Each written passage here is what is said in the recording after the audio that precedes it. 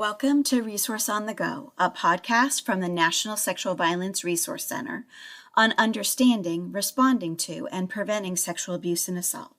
I'm Sally Lasky, NSVRC's Evaluation Coordinator.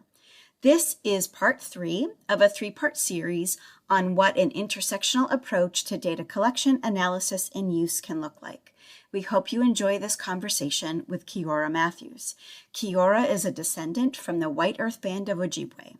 She was a member of the Youth Participatory Action Research team of the Minnesota Youth Sex Trading Project in 2023. This project was funded through the University of Minnesota and gathered data from the Minnesota Student Survey. After collecting all the data, they released an infographic on the topic, and since the release of the infographic, Kiora has publicly spoken nationwide on it at various events and helped share this knowledge through social media. She is a dedicated youth leadership activist committed to creating meaningful change within communities of color.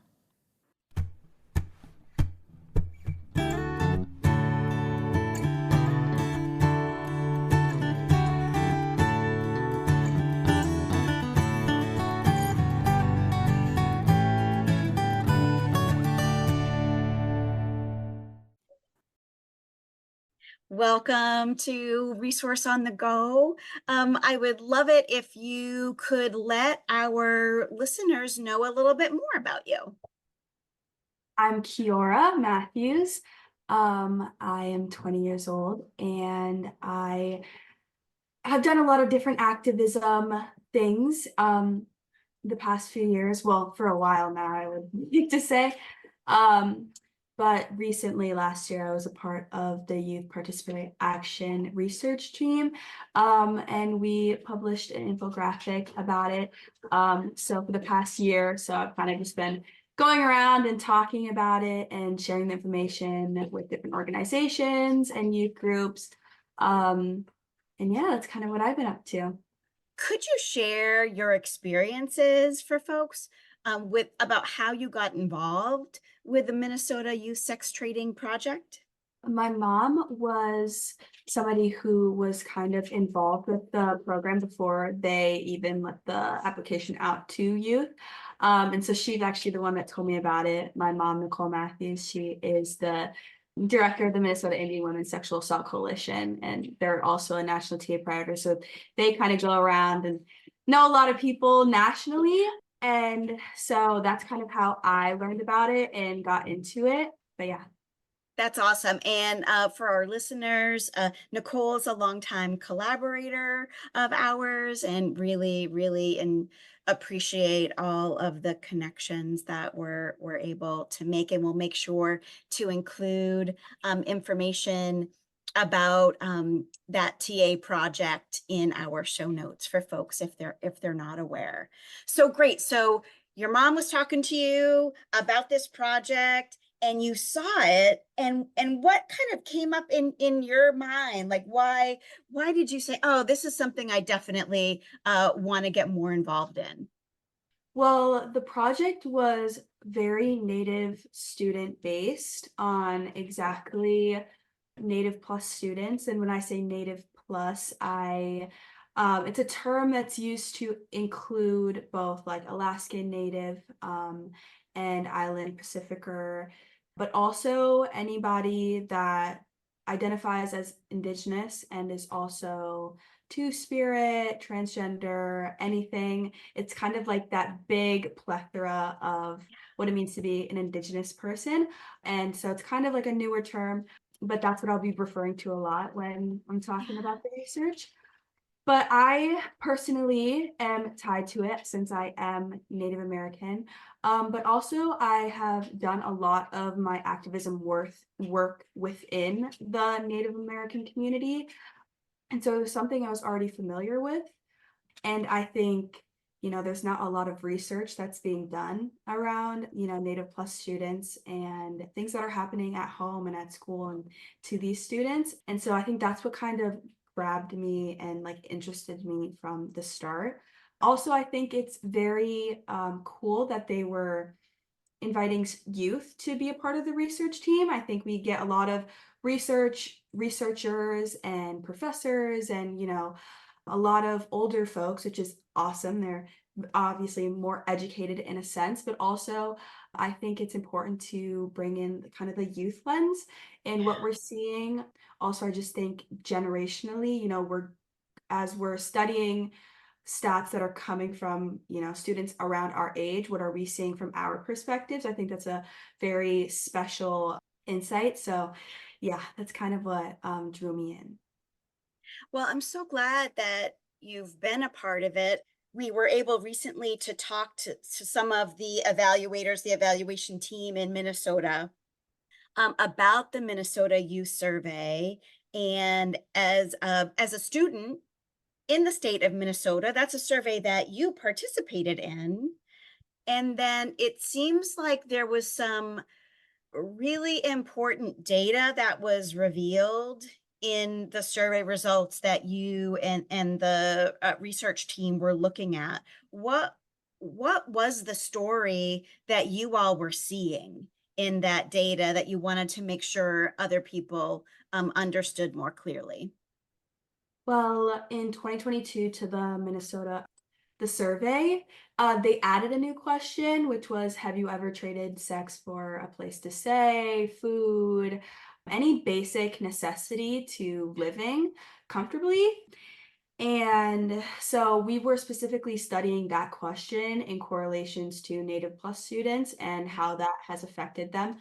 Because what we were seeing when researching was that 1.3% of all students that answered yes to that question, or it was 1.3% of students that answered yes to that question, all races, ages, and gender. However, 4.3% of Native Plus students said yes to that question, and that was the very alarming part that we were researching. Why was that happening? What other factors were contributing to these students answering yes to that question, and kind of like just digging in on why exactly that percentage was so much higher than the overall of students that had said yes to that question. And so what did that digging in look like? So when we, as a research team, were talking to the researchers from the University of Minnesota and kind of going through the stats of it all, we were all kind of sitting around and just like talking and asking questions to the researchers. Like, did the students that answered yes to this question also answer yes to have they ever considered hurting themselves or others? Did they also answer yes to the question that they don't have a stable, living situation at home? Are they doing extracurriculars at school? Are they involved in different programs? Do they feel safe with their teachers at school? Are they struggling with other students at school? Like what was correlating to them also answering that question? And so that's kind of what we were digging into when we were talking with the researchers. As you kept looking at these specific areas of people's lives and how they were connecting, what was it that your group then decided to highlight? Like what was revealed that you wanted to share with other folks? Well, I think one of the biggest correlations we've seen was students identifying as transgender or, different other sexual orientations if they identified within the LGBTQ plus community. A lot of those students were also answering yes to that question, as well as students that were coming from households that were unstable. A lot of the students, or more than half of the students that answered yes to that question, also answered yes to dealing with different mental health problems, where that could be depression or anxiety. I know they asked about, on the survey, they asked about, eating habits and everything under that kind of belt. But that's what we noticed, that I believe it was 78% of students that answered, Native Plus students that answered yes to they have traded sex before, had also answered yes to, they've considered harming themselves or worse. So yeah. So we know that you mentioned when we first started talking that there isn't a lot of data about the specific needs of Native Plus folks, Mhm. and that your team was looking at trying to change that, looking at shifting that in some ways. And you mentioned about all of those connecting areas of life that you were looking at and different impacts. And we know that it's not just about having the data, but also figuring out, so what do we do Mhm. to assist people in need, to create more protective spaces, and to really honor people as full human beings and make sure that they are safe. You mentioned looking at talking to people about what their experience is in school and at home. Were there any specific things came up about what would make safer spaces for Native Plus students? Yeah, so when we were coming up with our infographic and kind of drafting out different things, we wanted to not only highlight the research that we had looked at for several months, but we also wanted to come up with some disruption strategies and some things that we thought, after looking at all of this data, could help, or help prevent things like this occurring in the future. So we came up with a few, like advocating for Indigenous civic action and critical education, but also providing essential resources for communities. I think already in general, Native communities kind of get the raw end of the stick with just resources and support in our communities. And also, just addressing stereotypes. We were obviously studying the survey a lot and the data, but we were also looking at other key factors within the Native community that have also kind of triggered this kind of data in the first place. And one thing that I remember us talking about as a group was just the amount of stereotypes and stories of sex trafficking and things amongst the Native American community.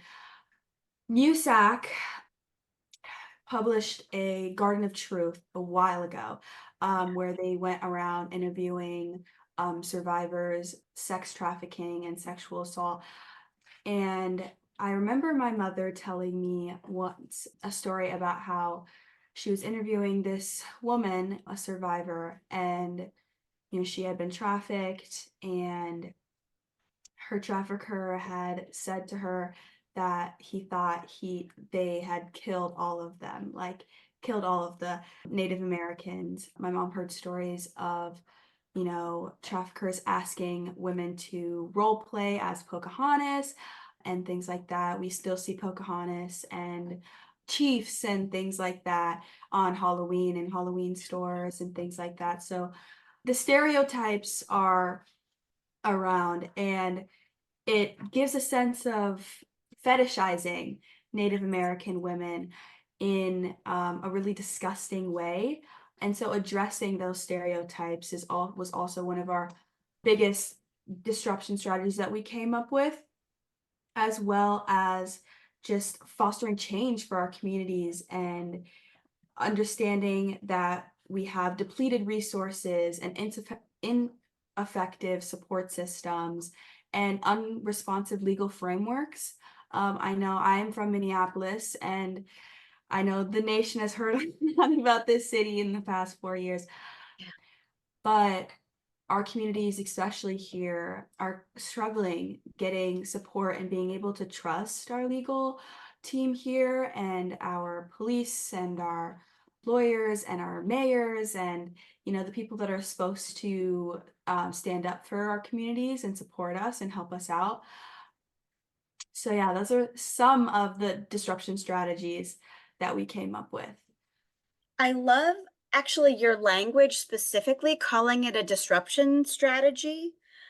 I think when we are working in the field of prevention and looking at social change, it is important for us to work on how we disrupt the things that increase the risk for sexual violence to happen, and also replace it with the things that are going to change those systems, our culture, or I think some of the things I've read for the report too, the importance of actually looking back at history around whose culture was prioritized, whose culture was denied, and how we can really revitalize the strength that we have in communities, and make sure that folks are able to build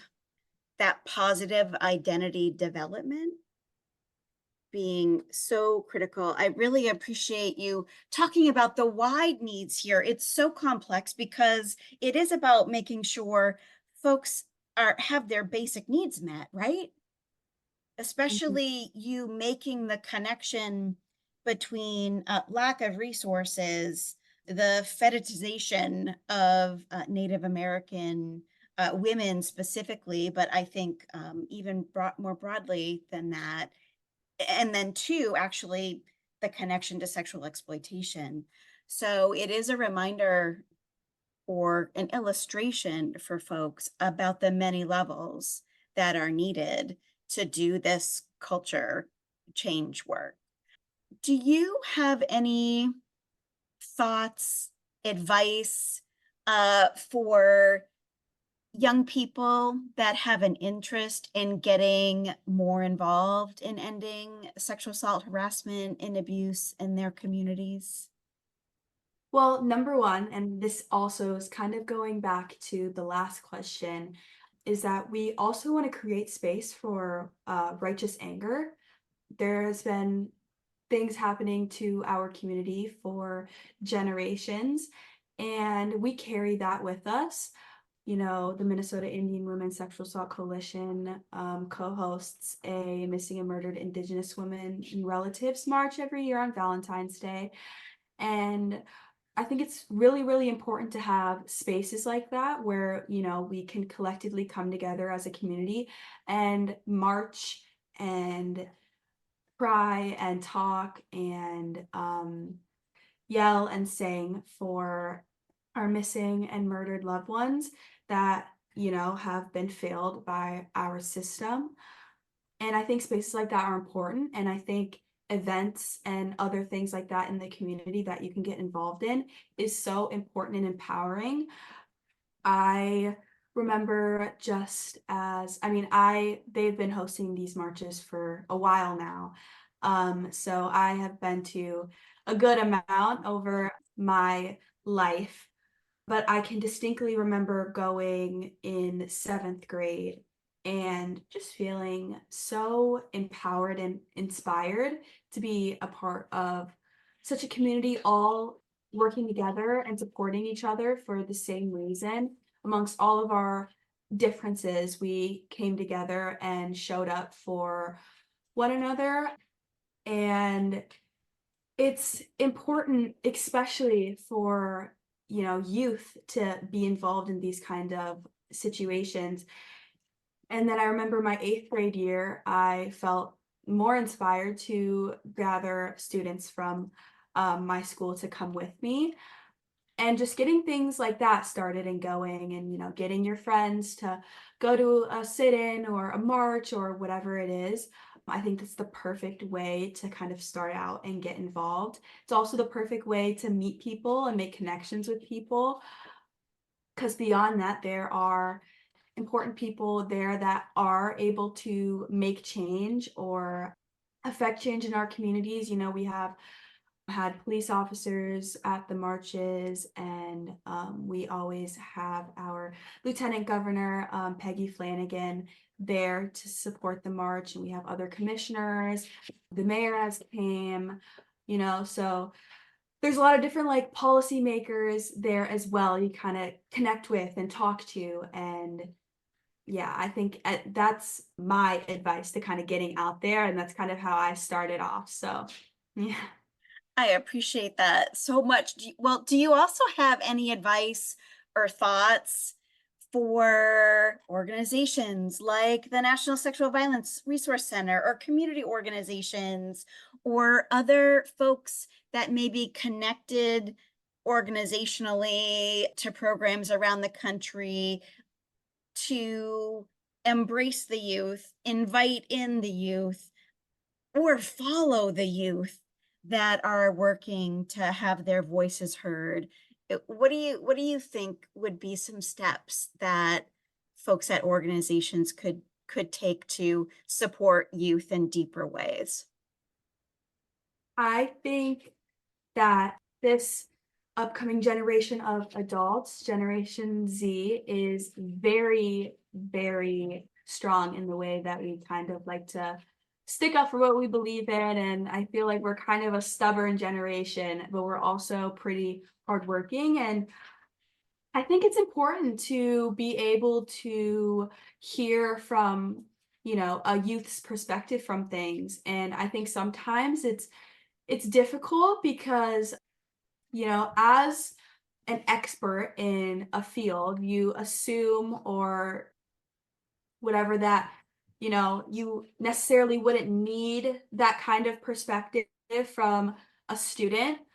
But everybody's perspective is so different on a situation, and the world is always changing. Yeah. And I think it's a very important aspect to, effective change in our communities.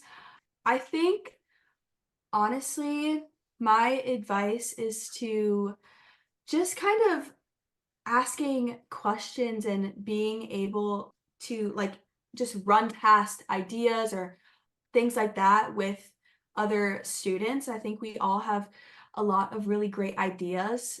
And I think that we all kind of, like I said, the world's always changing. We all kind of have a different perspective on where we're coming from and how things are going. And you could run it past, 15 adults, and then you could also run it past like three students, and they'd have three completely different ideas and answers to what we were looking at. So I just think it's important to kind of get that knowledge in and kind of fit it into what's happening.